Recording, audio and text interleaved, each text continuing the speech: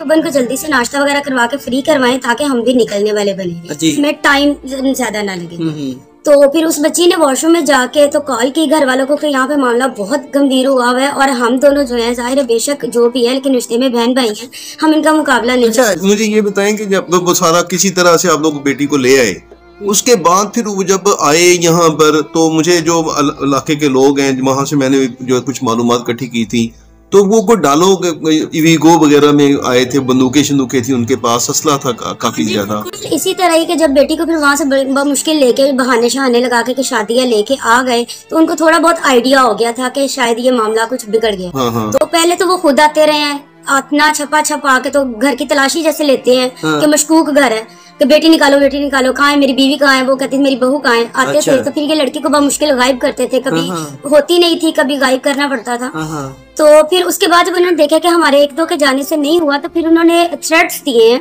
अच्छा। इस तरह के फैक्ट्री में तो किया है, काफी ज्यादा हिरासा किया गया है कि हम तुम्हें मार देंगे, इस तरह कर देंगे। घर में भी लोग आते रहे हैं और मुख्तलिफ बदमाशों के फोन आते रहे हैं, धमकियां इतनी। इसके बाद फिर आप लोगों ने पुलिस से राब्ता किया? इनकी फैमिली ने पुलिस से लिया है, लेकिन मुरीदी की पुलिस ने कहा था कि आप गुजरावाला की पुलिस से हेल्प ले, क्योंकि ये उसी गुजरावाला का केस है। और गुजरावाला ने कहा था कि भाई हमारे ये एरिया में नहीं आता, आप पंजाब पुलिस इधर से लाहौर से। मुझे ये भी बताया गया था, एक आपकी फैमिली में से कोई बंदा बता रहा था कि गुजरावाला पुलिस जो है ना, उन्होंने तो यहाँ तक कह दिया था कि ये हमारे बस वाले नहीं है, ये बड़े डाकू हैं, इनका सिंध के गुडेरों के साथ। जब उनको रिकॉर्डिंग्स दिखाई गई थी, सुनाई गई थी कि भाई हमें बदमाशों के भी आ रहे हैं, इस तरह अलर्ट्स आ रहे हैं कि आपको ये कर देंगे, वो कर देंगे, फायरिंग कर देंगे, लड़की ले जाएंगे, तो तब इन्होंने कहा था कि हमने नहीं भिजवानी। अब समझ ले कि हमने नहीं भिजवानी, उन्होंने कहा था हम भाई अच्छे लोग हैं, उन्होंने कहा जी अच्छे हैं तो आप अपने घर हैं।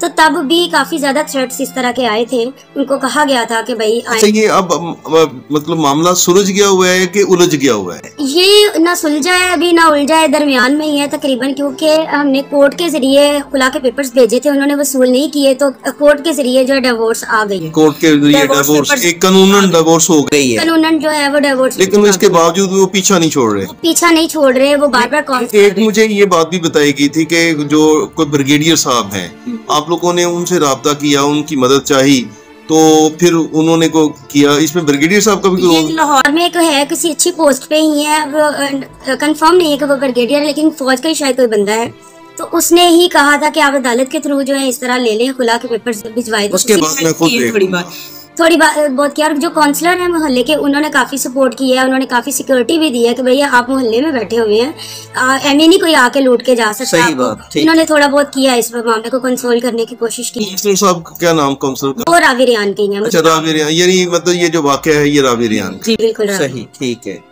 तो और उसके बाद फिर जैसे उनको ये खुला के पेपर्स मिले हैं, या शायद उन्होंने वैसे गायब किए हैं, उन्होंने कहा हमें नहीं मिले, वो पेशियों पे नहीं गए, तो डिवोर्स आ गई है, तो उनको कॉल किया कि हम ना कल आ रहे हैं सामान उठाने के लिए। तो उस औरत ने बहुत वाहियात अंदाज में और बड़े बेहुदा तरीके से कहा कि खबरदार कोई यहाँ पे सामान लेने के लिए आया, कोई आया तो मैं उसको कत्ल कर दूंगी, मैं ये कर दूंगी, मैं वो कर दूंगी, मैंने एक प्लेट तक आपकी वापस नहीं करनी।